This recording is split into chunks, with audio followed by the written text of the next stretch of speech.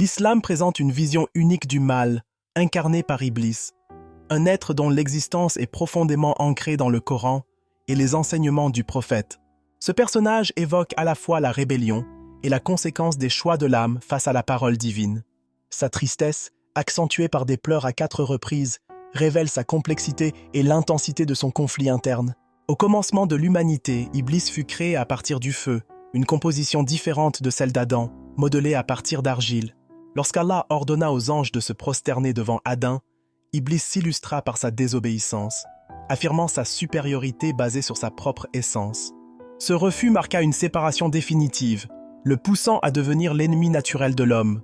C'est au cœur de cette désobéissance que le chagrin d'Iblis commence, le faisant pleurer en raison de son éloignement du bien. Les larmes d'Iblis sont mentionnées dans plusieurs traditions, chacune symbolisant un aspect de son désespoir. La première évoque sa tristesse face aux conséquences de son choix.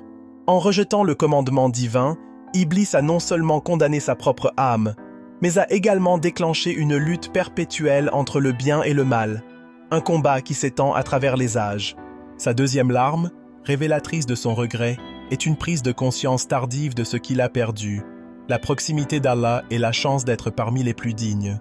La troisième larme est attribuée à la douleur qu'Iblis ressent en voyant les hommes pécher et se détourner de la voie de la vérité.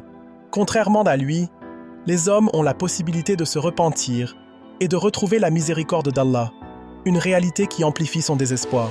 Enfin, la quatrième larme symbolise sa frustration face à la capacité des croyants à s'élever grâce à la foi, à l'adoration et à l'accomplissement des bonnes actions, ce qui le plonge davantage dans les ténèbres. Iblis, bien qu'il incarne le mal, représente finalement un outil d'enseignement pour l'humanité. Son histoire, exposée à travers le Coran et les récits du prophète, nous rappelle l'importance de l'humilité, de l'obéissance divine et nous invite à réfléchir sur le libre arbitre.